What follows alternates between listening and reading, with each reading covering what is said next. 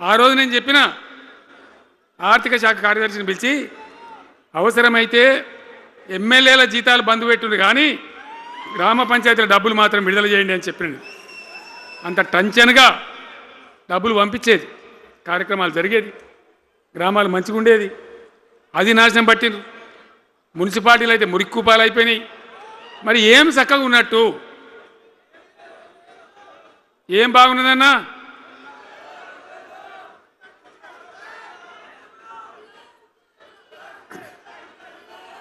అందుకే జీవన్ రెడ్డి గారు లాంటి సీనియర్ నాయకుడు, అనుభవం ఉన్న వ్యక్తికొని ఏం చేశారు, అయ్యా బాంచని మీటర్లు పెడతాము, మాకు ఆ పైసలు ఇయ్యండి, కేసీఆర్ వద్దన్నారు కదా మేము తీసుకుంటాము అని ఆ డబ్బు తీసుకొని వీళ్ళే ఈ గవర్నమెంట్ పోయి సంతకం పెట్టింది. ఇప్పుడు మొదలైతే ఇక ఇప్పుడు వస్తాయి మీటర్లు. ఎదుర్కొందామా? మీటర్ల ఎదురుపాటును యుద్ధం చేద్దామా? కొట్లాడదామా? ఏమన్నాం మనం? నాకు అర్థం కాదు.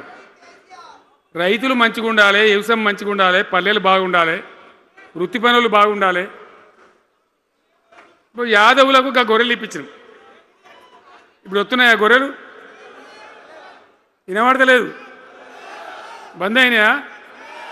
ఎందుకు బంద్ అయినట్టు? మరి దానికి ఏం రోగం వచ్చే? మరి ఎవరికి ఇచ్చినట్టు? చేపలు పట్టే వాళ్ళ కోసం చేప పిల్లలు వేసినాం, ఇప్పుడు వేస్తాను రా. మరి ఎవరికి చేసినట్టు? వృత్తి పని వాళ్ళకు ఉండదు, ఎవరికి ఉండదు. బీడీ కార్మికులు ఉన్నారు, నాకెవ్వరు దరఖాస్తు ఇయ్యలే, ఇవాళ అడగలే.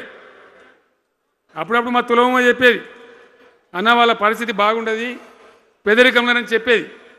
మా అంతటా మేమే ఆలోచించుకొని బీడీ కార్మికులకు పెన్షన్ తెచ్చినాం. మొత్తం భారతదేశంలో ఏ రాష్ట్రంలో ఇస్తారా?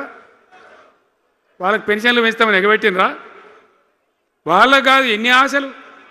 ఇంట్లో ఉన్న ఆడపిల్లకు 5 లక్షలు మహాలక్ష్మి అని పేరు పెట్టి 2500 నెలకిస్తామని ఇచ్చిండ్రా? రూపాయి వచ్చిందా? అట్లా ఎన్ని 6 గ్యారంటీలు, 420 హామీలు. స్కూటీలు ఎక్కడ వాయే? స్కూటీల్లో మనలో ఇంకా స్కూటీలు ఎక్కడి? ఏమన్నా వచ్చినాయా? మరి నేను ఏమంటున్నా అంటే దయచేసి మీరు ఆలోచన చేయాల్సింది, ఇలా ఈ సభలో మాట్లాడుతున్నా మీరు వింటున్నాను కాదు, యావత్ తెలంగాణ వింటున్నది. తెలంగాణ ప్రజలందరికీ నేను కోరుతాను, నేను చెప్పిన నిజమా అబద్ధమా, ఏం జరుగుతూ ఉంది తెలంగాణలో? ఈ సందర్భంలో ఖచ్చితంగా ప్రజల మంచిని కోరే ప్రతి వాళ్ళు ఒకటి కావాల్సిందే, మళ్ళా తెలంగాణ పునర్నిర్మాణ యజ్ఞం మళ్ళా ప్రారంభం కావాల్సిందే. దాన్ని ఎవడు ఆపలేడు. జర గాచారం బాలేకపోతే దెబ్బతింటాం, అంత మాత్రం చేత ఆగిపోతామా? ఊకుందామా? పోరాటం చేయాల్సిందే, వీళ్ళని నిలదీయాల్సిందే. ఖచ్చితంగా తెలంగాణ పునర్నిర్మాణ ప్రక్రియ, ఆ యజ్ఞం మళ్ళా ప్రారంభం కావాల్సిందే.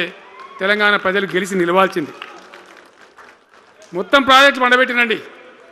పాలమూరు ఎత్తిపోతల పథకం 90% పూర్తి చేసినాం. కొద్దిపాటి డబ్బుతో అయిపోతుంది. వలసల జిల్లా, కరువు జిల్లా, వాళ్ళ నాశనం పట్టిండ్రు. అన్ని అబద్ధాలు. ఒక్కటి కూడా ఒక క్రియాన్వితమైనటువంటి ప్రజలకు పనికొచ్చేటువంటి ఏ రకమైన నిర్మాణాత్మక పని లేకపోగా కూల్చివేతలు, కాల్చివేతలు, పోలీస్ దాడులు, ఎవడన్నా ఎదురుగా మాట్లాడితే మరి పట్టుకపోవడు. ఇది రాజకీయమా? ఈ రకమైన కథన? దయచేసి మీ అందరితోని నేను కోరేది ఒకటే, చాలా సంతోషం. నేను జగిత్యాలకు వచ్చిన సందర్భంలో జీవన్ రెడ్డి గారు వెంట మీరు తండోపతండాలుగా తరలి వచ్చారు. సభలో ఉన్నదానికంటే బయట చాలా ఎక్కువ మంది ఉన్నారు. మేము రాగా చూసినాం, తోవలో చాలా చీరి చేస్తూ ఉన్నారు. మీరు వచ్చిండ్రు, మీ అందరికీ మళ్ళొక్కసారి నేను స్వాగతం చెప్తా ఉన్నా. జీవనన్నతో పాటు బ్రహ్మాండంగా పనిచేద్దాం, ముందుకు పోదాం. ఈ జగిత్యాల జైత్ర యాత్రనే మళ్ళీ మన రాజకీయ శక్తుల పునరేకీకరణ చేసుకుంటూ మనం విజయం సాధించే వైపుగా పోవాలి. తప్పక విజయం సాధించాలి. తెలంగాణ పునర్నిర్మాణ యజ్ఞం పునఃప్రారంభం కావాలి. ముందుకు పోయి మనం విజయం సాధించాలని కోరుకుంటూ మీ అందరికీ కూడా పేరున ప్రతి ఒక్కరికి ధన్యవాదాలు తెలియజేస్తూ నేను సెలవు తీసుకుంటా ఉన్నా. జై